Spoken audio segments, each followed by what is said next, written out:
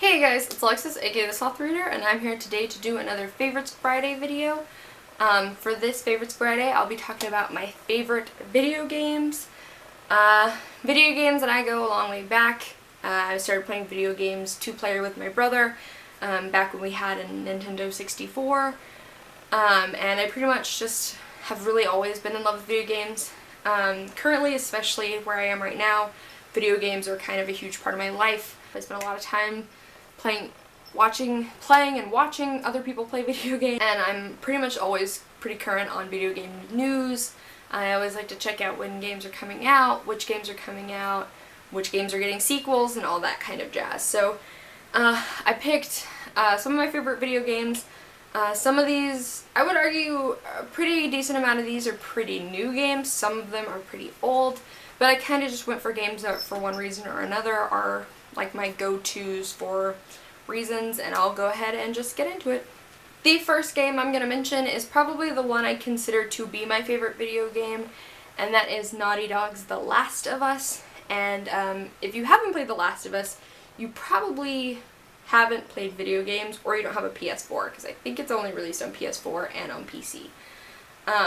But The Last of Us tells the story of a man named Joel and a young girl named Ellie, as Joel is trying to get Ellie cross-country. This takes place in like a futuristic America where a lot of the population have been wiped out by this fungus that kind of turns people into zombies almost.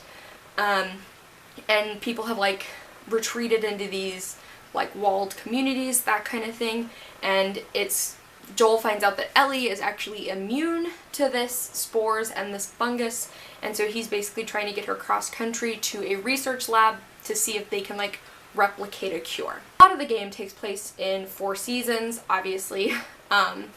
Spring, summer, fall, and winter, and kind of each one has a couple of stories in between it that kind of spans the length of the season, but it's really good. It's one of the best plots and stories in a video game ever, in my opinion. I love the story. I love how emotionally attached you get to Joel and Ellie individually and the relationship that they have, because over the course of the story you find out that Ellie doesn't have parents, and Joel lost his daughter years ago when the outbreak first occurred, so it's about them becoming a family for one another, and it's such a beautiful story.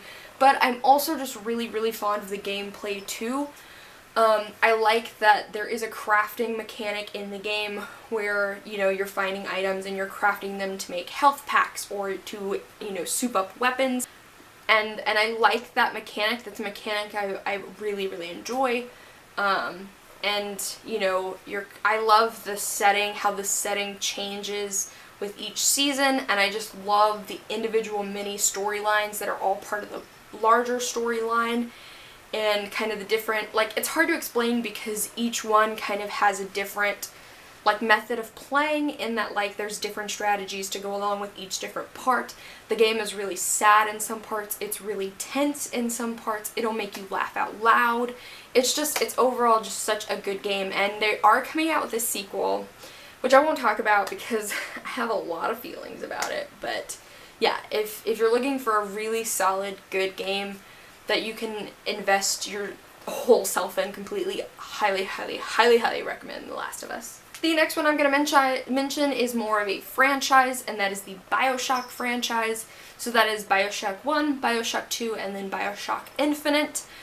BioShock 1 is my favorite just because I love the feel of that game so much. It's an adventure game, but it also has elements of horror in it. And then BioShock 2 is okay, and then I highly recommend also BioShock 3 because BioShock Infinite has so many parallels to the original BioShock that it's so utterly clever. But the first BioShock basically tells a story of a man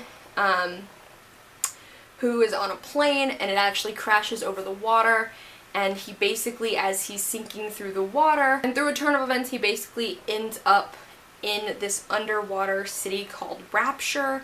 And it was basically built to be like an utopia away from the American government, but by the time your main character arrives there, it's basically fallen into this utter disrepair. It's lawless. They have these creatures that are like,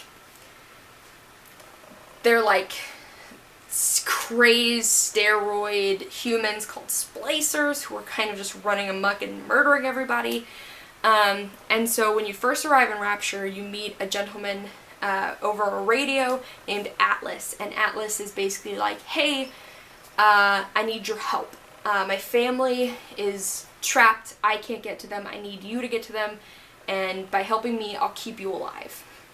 And so basically over the course of the game, Atlas is guiding you through the game. So he's leading you to his family, and then once that's completed, he's leading you to the man who kind of was responsible for the fall of Rapture, Andrew Ryan. And it's so clever, so many parts of the story. There's a large lore and story part of BioShock that will carry you through BioShock 2, and it'll even make an appearance in BioShock Infinite. And I'm not going to waste time telling you guys what the second and the third game are about. Just play the first one and then decide if you want to play BioShock 2 and BioShock Infinite. But just know that I think they're all fantastic. The next game I'm going to mention is Dishonored. And actually my little Dishonored Funko Pops are standing right here next to me. Dishonored tells the story of a man named Corvo Attano, and basically you play as Corvo as he's returning to the nation of Dunwall where he lives after he's been away for a while trying to seek aid from surrounding countries. And basically the very day he returns, he is framed for the murder of the Queen, his wife, Jessamine Caldwin, and the abduction of his daughter, Emily Caldwin. And so basically, you're set to be killed for the death of the Queen. You are visited, you are rescued by a group of rebels, and then when you're in their care, they basically tell you that they want you to help them kill the people who framed you for Empress Caldwin's murder. And you're also visited by a chaotic, neutral, omnipotent being called the Outsider, who gives you superpowers basically, which of course is a game mechanic that you collect runes in order to gain new powers and to increase the powers you have, but you basically start out with a teleportation ability and then you go from there. And so that's basically the plot, is you're basically just trying to get revenge for the people who framed you for Empress Caldwin's murder, and it's so good. This game in particular, Dishonored, produced by Bethesda. So you probably have heard of it, but in Dishonored you have two ways of playing. You can either play the chaotic way where you're kind of just going in, killing everybody, causing chaos, getting detected by guards, or you can play a stealth way where you kind of go in undetected, you don't kill anybody, you have options to either kill or non-lethal eliminate all of your targets, and basically how you play the game affects the ending, the outcome of the game. And that was the first game personally I had ever played like that, so I loved it. Another thing I really love about Dishonored is the art style. It kind of has that comic book feel where all of the characters are really exaggerated in their facial shapes, in their body shapes. And I fell in love with the art style the first time I saw it, and that was part of the reason I wanted to play it so bad. And yeah, I just love Dishonored. If you don't mind a bit of a challenge, I would definitely recommend playing Dishonored, because it's really good. The next one I'm going to mention is my favorite of the Pokemon franchise, and you know, I'm gonna get lynched for saying that my favorite Pokemon game is not Pokemon Blue or Red, but my favorite game in the franchise is Pokemon Sapphire. It always has been since I first played it. I fell so utterly in love with that particular game. I've played through it at least 3 or 4 times. My brother got me Omega Sapphire for Christmas 2 years ago so I could play it on the 3DS and enjoy it. I just love Sapphire so much. Part of that is probably because Blaziken is one of my favorite starters in the entire Pokemon franchise. Right up there with Charizard. Those are like my 2 favorite Pokemon, so Jesus, don't lynch me. But I also just really love just the colorful graphics of Sapphire. I like the music a lot in Sapphire. I just genuinely love that game so much. And I just really enjoy that particular game. It's very fun for me. It's kind of the one that I always go back to if I'm just looking to, you know, beat another Pokemon game while I wait for another one to come out. It's usually Sapphire I go back to just because I never get tired of it. It's always fun for me. The next game I'm going to mention is the most recent game to come out on this list, and that is Overwatch. And I know that this is the only multiplayer game on this list, actually, and that's because typically I'm not a fan of multiplayer games, just because they stress me out a lot, but I love Overwatch. Overwatch is so much fun for me.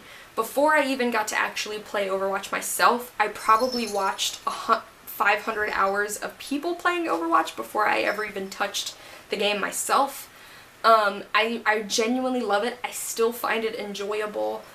I can play it for hours at a time and I don't get bored. And I guess I just love Overwatch so much because, first of all, I love the maps. There's some maps I hate, but there's some maps in Overwatch I just love. And Overwatch is kind of a really classic, they have different types of, it's a classic first-person shooter multiplayer game where you play on a team of 6, and you kind of have an objective, either capture the point or escort the payload to its destination, which is just, you know, or like control point, that kind of thing. I love some of the maps so much. I love how beautiful some of the maps are. Their most recent map that they put out, Oasis, is absolutely gorgeous. I love the heroes in Overwatch. You don't get cutscenes, you don't get story for them in game, except for little snippets here and there with voice lines and tags that you can put on the environment in the game.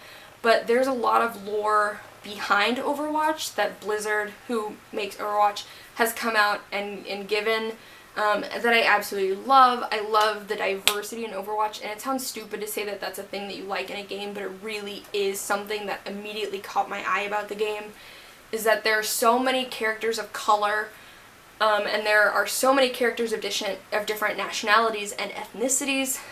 They have a confirmed lesbian character who is the face of their game, which is Tracer. She's confirmed to be a lesbian. She's in a relationship with a woman, which is just awesome, you know, and I totally respect Blizzard so much for that. But just the general gameplay, each hero is so different from each other, and they each have their own abilities, and they each have their own strategies that go along to them, and it's a game I enjoy playing.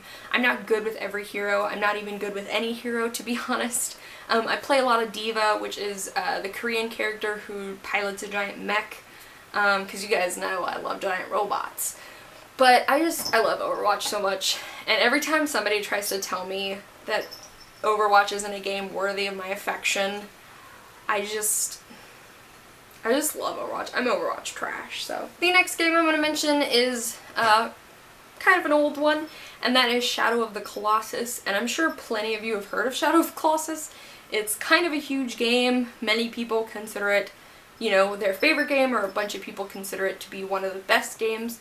And so basically in Shadow of the Colossus, you're playing as a young man who basically goes to this temple with the body of a young woman in his arms. Could be his girlfriend, could be his sister.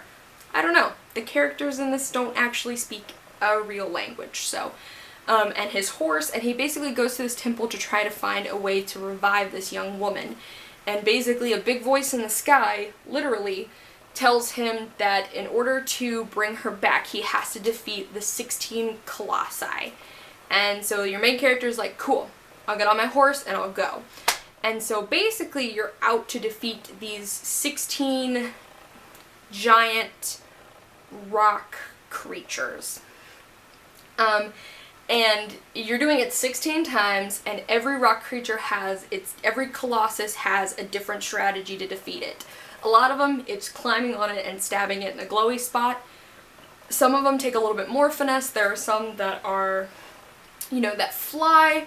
There are some that are super fast. There's some that, I won't spoil anymore, but you're doing it 16 times, but the game never feels really repetitive, in my opinion. I think that's one of the things that makes Shadow of the Colossus so timeless, is that because each Colossus has a unique strategy to defeat it, you're kind of, you know, especially if you're playing the game for the first time and you're trying to figure out what you have to do to defeat this specific Colossus, it doesn't feel like you're doing the same thing because you're having to adapt to each different Colossus you're fighting. Plus, I just love the Colossus. I think they're really awesome character design.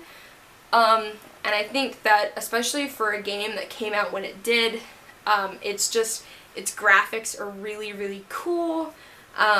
They look nice, they still look nice, and the game is just really good, and the ending of Shadow of the Colossus is one of my favorite endings in a video game ever. I love the ending so much. The next game I'm gonna mention is Bloodborne, and I know, again, people are gonna lynch me because they're like, Dark Souls isn't your favorite of the Blood Souls games. No, it's not. Okay, I like Dark Souls. Dark Souls is good, but something about Bloodborne just fits me so much better. Like, the aesthetics in Bloodborne are my favorite. Like, I like that you get to use a gun in Bloodborne. I love just the sprawling Victorian England cityscape in Bloodborne. The villains in Bloodborne are some of my favorite villains in a video game ever. And Bloodborne, you're basically playing as a person called a hunter, who's basically, all you're doing is going around and killing monsters. And there is an underlying plot, but for me to try to explain it in like 2 minutes is going to be impossible, so I'm not gonna try. But just trust me that Bloodborne is infuriating. It's a game that isn't really fun until you get good at it. You're gonna die a lot. Probably in the first hour of playing, you'll probably die 10 times. That's just how the game is. But yeah, there's something really beautiful about Bloodborne to me, which is crazy, but that's part of the reason that I love it so much. It's just the entire time you're playing Bloodborne, you're just like, it's so pretty. It's so pretty. And I just love that. The final game I'm gonna mention is probably the only old school platformer on this list, and it's my favorite of the old school platformers, and that is the original Sonic the Hedgehog game, and I'm talking the one where you run across one edge of the screen to the other as a curly spiky ball.